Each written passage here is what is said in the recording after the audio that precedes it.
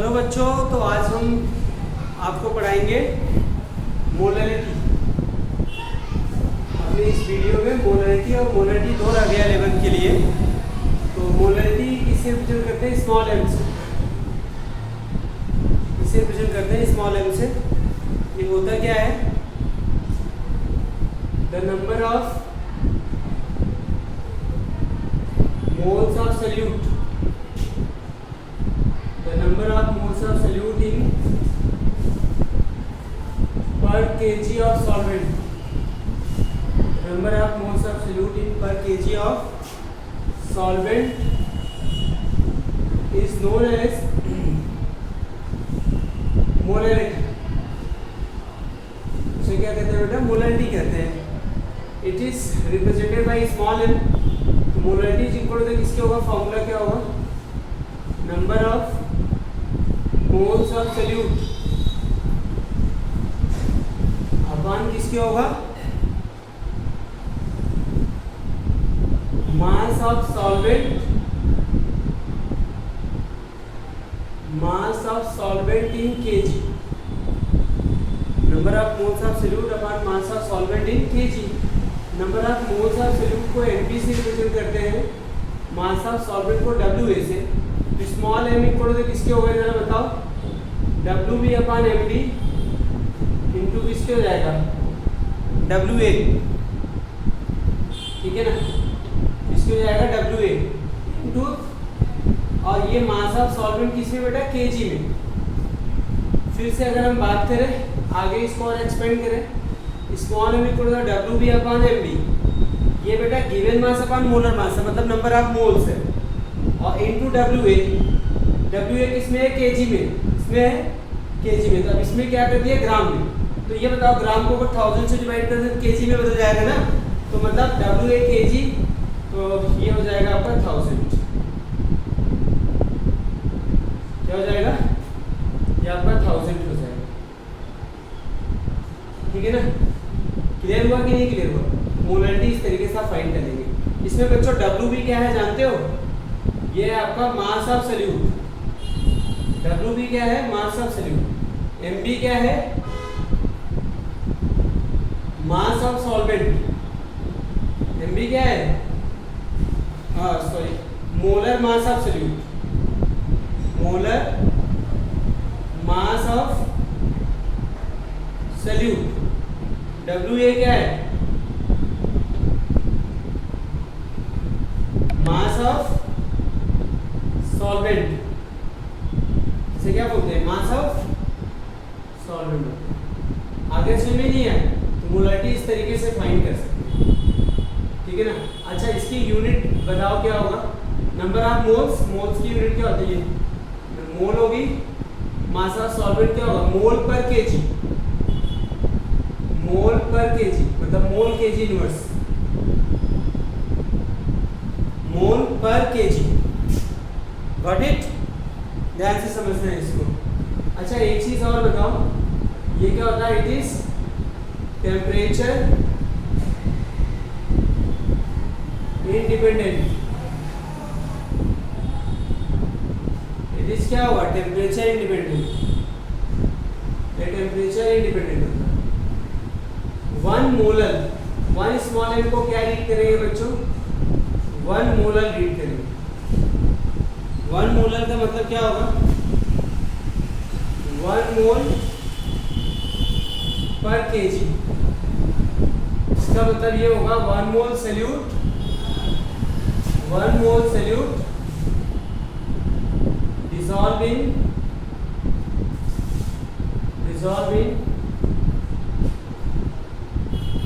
1 kg of solvent। dissolve in क्या हो जाएगा? 1 kg of solvent। ये ध्यान रखिएगा। ठीक है? 1 मोल का मतलब 1 मोल पर केजी। ठीक है ना? ये यहाँ पे आप ध्यान रखेंगे। जैसे अगर हमने कहा कि 2 एम है, 2 एम का मतलब क्या होगा? 2 मोल solute, 2 mole solute dissolve in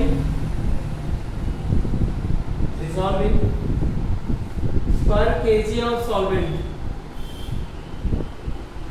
पर केजी ऑफ क्या होगा सॉल्वेंट, ठीक है ना, मतलब सॉल्वेंट वही रहेगा, ये मोल इतना रहेगा। अच्छा एक चीज और बताओ मैं, जैसे डेसी मोलर आ गया बेटा कहीं पे, डेसी मोलर मीन्स क्या होगा, m/10 0.1 मोलर, इसका मतलब क्या होगा 0.1 मोल solute dissolve in per kg of solvent, per kg of क्या होगा सॉल्वेंट, डेसीमोलर हो गया। सेंटीमोलर m/100 ना, क्या होगा बेटा 0.01 मोल, 0.01 मोल solute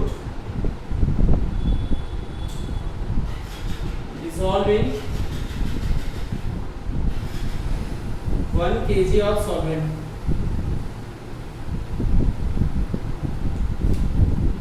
dissolve in 1 kg of solvent, got it? बताइए आगे सुनिए आपको,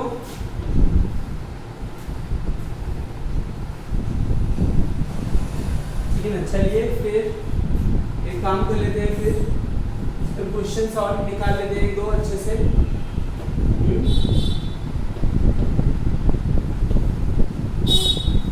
क्वेश्चन निकालते हैं, छोटा सा क्वेश्चन आप लोग 11th में पहले सीखिए कैसे रखा जाता है।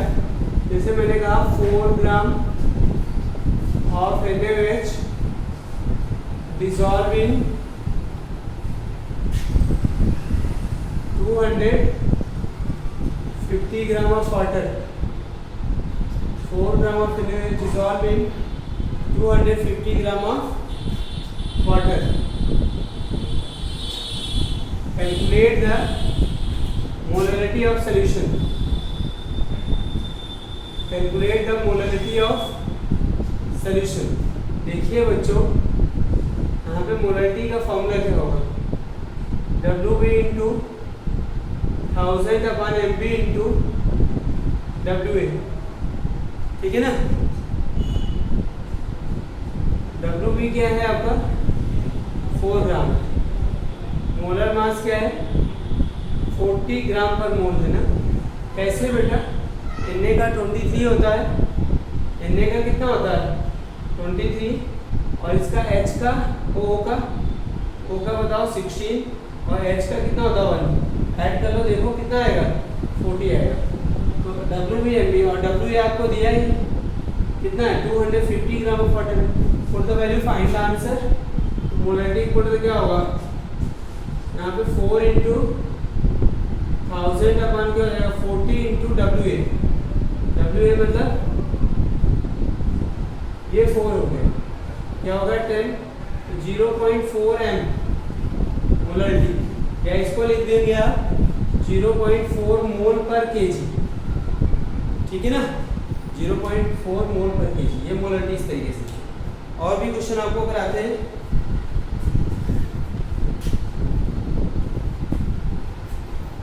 और क्वेश्चन कराते हैं बेटा। देखिए मोलरिटी पे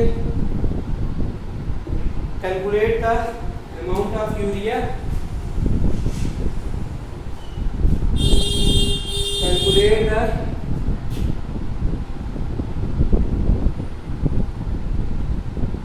amount of urea required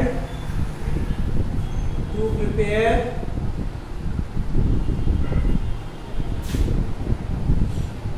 2.5 molar solution in 2.5 kg of water, in 2.5 kg of water। तो यूरिया का आपको मास गिवन होगा, फॉर्मूला NH2CO NH2, इसका मोलर मास होगा बेटा 60 ग्राम पर मोल, इसका मोलर मास क्या होगा 60 ग्राम पर मोल, ठीक है। इसका जो मोलर मास होगा आपका 60 ग्राम पर मोल। तो चलिए सोल्यूशन कर लेते हैं। आपने पढ़ा था मोलरिटी का फॉर्मूला WB इंटू 1000 अपॉन क्या था, MB इंटू WA। जो मोलरिटी है आपकी 2.5, मोलरिटी हो गया है। WB आपको निकालना, अमाउंट ऑफ यूरिया, मतलब आपको WB फाइंड करना, इंटू 1000 अपन। अच्छा 1000 नहीं लगाएंगे, बताओ क्यों नहीं लगाएंगे? क्योंकि जब मास ऑफ सॉल्वेंट केजी में होता था तो 1000 नहीं लगाना होता। ओके, तो ये बताइए, यहाँ पे लिखे 60 और यहाँ क्या लिखे 2.5, तो WB इक्वल टू कितने होगा, 60 इंटू 2.5 इंटू 2.5, 2.5 मतलब 60 इंटू 6.25। तो बस इसको 6 5 जा 30, 6 2 जा 12, 15, 6 6 जा 36, 37 डेसिमल लग जाएगा आपका 2 डिजिट पर।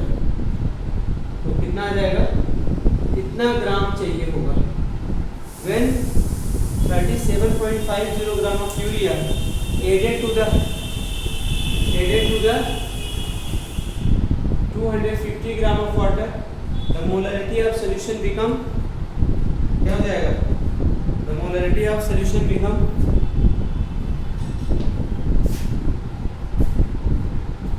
ठीक,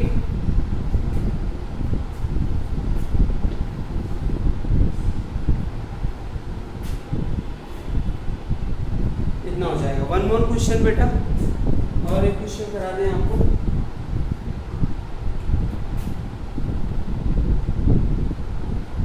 %, aqueous solution of calcium carbonate given, calculate the given 10% aqueous solution of calcium carbonate by mass given, calculate the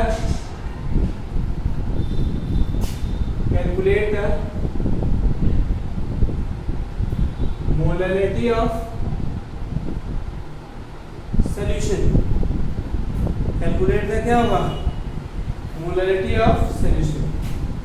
ठीक है, हमें पता बेटा मोलरिटी इसी फॉर्मूले से निकालते हैं, फॉर्मूला याद रहेगा तो अपने आप हो जाएगा।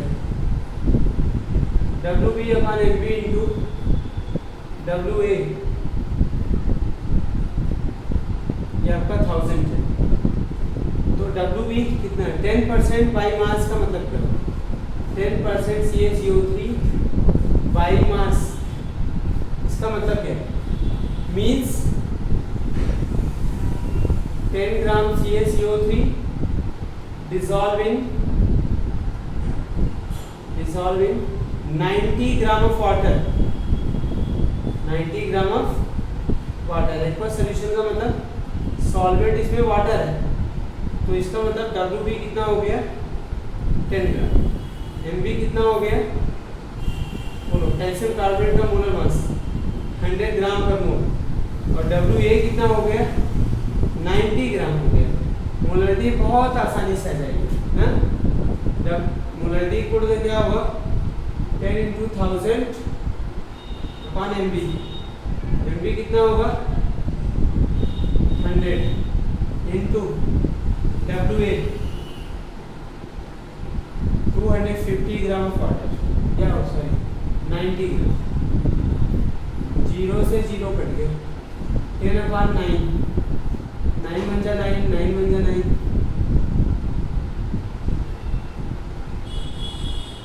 मोल पर केजी, ना क्या होगा मोल पर केजी। बस इतना ही, अगली क्लास में मोलरिटी लेके मिलेंगे जो कि चैप्टर का लास्ट